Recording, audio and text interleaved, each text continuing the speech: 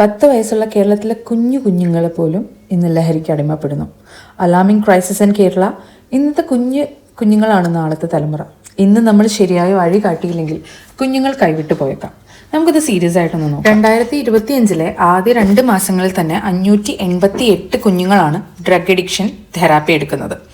2023 കണക്ക് വെച്ച് നോക്കുമ്പോൾ 2024 2880 കുഞ്ഞുങ്ങളും ഡി അഡിക്ഷൻ സെന്ററിൽ അഡ്മിറ്റ് ചെയ്തതായി കണക്കുകൾ പറയുന്നു. അതായത് 2023 അപേക്ഷിച്ച് 45% വർധനവാണ് ഉണ്ടായതായിട്ട് കുഞ്ഞുങ്ങളുടെ ഡ്രഗ് അഡിക്ഷൻ കണക്കുകൾ സൂചിപ്പിക്കുന്നത്. 1377 ഡ്രഗ് ഹോട്ട്സ്പോട്ട്സുകളും കേരളത്തിന്റെ അക്രോസ് ഐഡന്റിഫൈ ചെയ്തിട്ടുണ്ട്. എന്താണ് ഡ്രഗ് അഡിക്ഷനുള്ള കാരണങ്ങൾ അഥവാ റീസൺസ്? പിയർ പ്രഷറാണ് ആദ്യം പറയുന്നത്. കൂട്ടുകാർ വല്ലാതെ നിർബന്ധിക്കുന്നു, ഒന്ന് ട്രൈ ചെയ്താലോ. അതുപോലെ വരുന്നൊരു കാര്യമാണ് ക്യൂരിയോസിറ്റി, ആകാംക്ഷ. ഇത് യൂസ് ചെയ്താൽ എന്ത് സംഭവിക്കും എന്ന് എക്സ്പീരിയൻസ് ചെയ്യാനുള്ള അതിയായൊരു ക്യൂരിയോസിറ്റി. അടുത്തത് easy availability of drugs.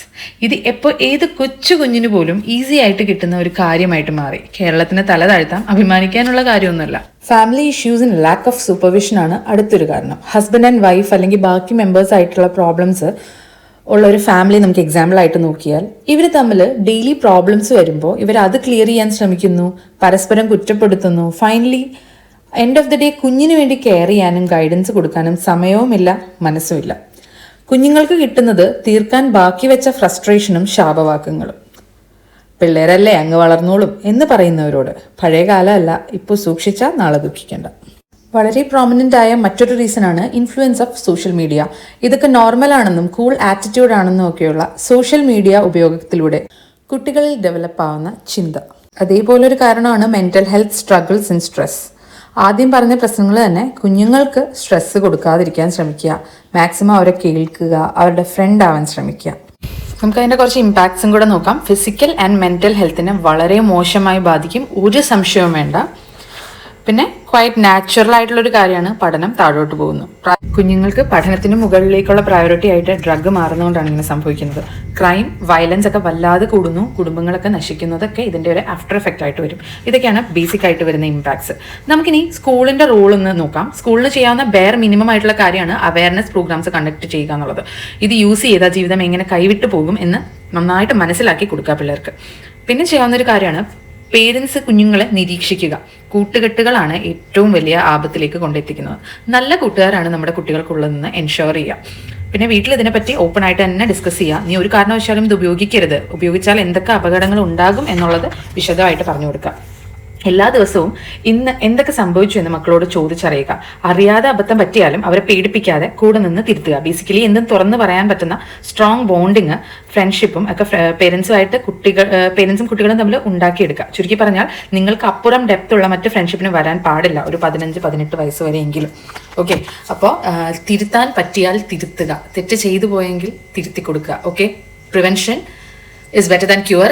In case എന്തെങ്കിലും സംഭവിച്ചിട്ടുണ്ടെങ്കിൽ നേരത്തെ, അല്ലാതെ കുറെ ബ്ലെയിം ചെയ്ത് കുട്ടികളെ കുറ്റപ്പെടുത്തി വീണ്ടും തെറ്റുകളിലേക്ക് വിടാതിരിക്കാനാണ് മാതാപിതാക്കൾ ശ്രദ്ധിക്കേണ്ടത്. സോ ബിക്കോസ് നമ്മുടെ സൊസൈറ്റി ആൻഡ് ഈ വരുന്ന ജനറേഷൻ എന്ന് പറഞ്ഞാൽ അത്രയധികം വൾണറബിൾ ആയിട്ടുള്ള സാഹചര്യത്തിലൂടെയാണ് ജീവിക്കുന്നത്. സോ ഡെഫിനറ്റ്ലി സാഹചര്യങ്ങൾ ഉണ്ടാകാം, അവർക്ക് തെറ്റുകൾ സംഭവിക്കാം. ഓക്കെ, നമ്മളുടെയോ അല്ലെങ്കിൽ നമ്മുടെ പേരൻസിന്റെയോ കാലത്തിന്റെ അത്രയും ഇതല്ല, അതിനേക്കാളും എക്സ്പോസ്ഡ് ആയിട്ടാണ് ചിൽഡ്രൻ അല്ലെങ്കിൽ കുട്ടികൾ വളർന്നു വരുന്നത്. So it's our responsibility. In case അവരുടെ ഭാഗത്ത് നിന്ന് എന്തെങ്കിലും മിസ്റ്റേക്ക് ഉണ്ടെങ്കിൽ അവരെ ബ്ലെയിം ചെയ്ത് അവരെ വീണ്ടും ഒറ്റപ്പെടുത്തി അവരെ വീണ്ടും തെറ്റുകളിലേക്ക് വിടാതെ നമ്മളുടെ അടുത്തേക്ക് ചേർത്ത് നിർത്തി അവർക്ക് എന്ത് ഗൈഡൻസ് ആണ് കൊടുക്കേണ്ടത്, എങ്ങനെയാണ് അതിൽ നിന്ന് മാറ്റിയെടുക്കേണ്ടത് എന്നുള്ളൊരു കാര്യത്തിലേക്ക് നമ്മൾ തന്നെയാണ് കുട്ടികളെ ഡൈവേർട്ട് ചെയ്ത് ബെറ്റർ ആയിട്ടുള്ള ഒരു ഫ്യൂച്ചർ ഉണ്ടാക്കി കൊടുക്കേണ്ടത്. ബിക്കോസ് ഇന്നത്തെ കുട്ടികളാണ് നാളത്തെ ഭാവി. സോ നമ്മുടെ കുട്ടികളെ റെസ്പോൺസിബിൾ ആയിട്ട് വളർത്താൻ നമ്മൾ ഓരോരുത്തരും ബാധ്യസ്ഥരാണ്. ഓക്കെ, ഒരു കുഞ്ഞ് അതിൻ്റെ അറിവോട് കൂടിയല്ല ഈ ഭൂമിയിലേക്ക് വരുന്നത്, പക്ഷെ നമ്മുടെ അറിവോട് കൂടിയാണ് നമ്മുടെ കുഞ്ഞുങ്ങൾ നമുക്കുണ്ടാകുന്നത്. സോ പേരൻസിനോട് കുട്ടികളല്ല ഓഫ് ചെയ്യുന്നത്, പക്ഷെ കുട്ടികളോട് നമുക്ക് ഒരുപാട് കടപ്പാടുകളുണ്ട്. അവർക്ക് 18 വയസ്സെത്തുന്നത് വരെയെങ്കിലും നമ്മൾ അവർക്ക് ചെയ്തു കൊടുക്കേണ്ട ഗൈഡൻസ്, വിദ്യാഭ്യാസം, നല്ല സാഹചര്യങ്ങൾ, നല്ല കൂട്ടുകെട്ടുകൾ എല്ലാം എൻഷുർ ചെയ്യേണ്ടത് പേരൻസ് എന്ന ടീച്ചേഴ്സ് എന്നുള്ള നിലയിൽ നമ്മുടെ കടമയാണ്. ആൻഡ് നമുക്ക് ഒരു വീഡിയോ കാണാം. Okay,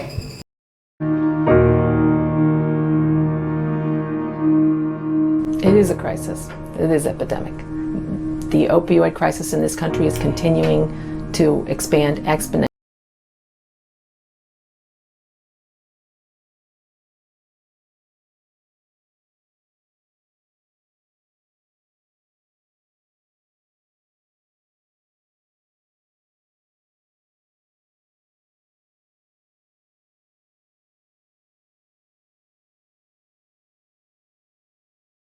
You're so clouded when you're using, and when you're an addict, you think everything you're doing is okay, you're not doing anything wrong.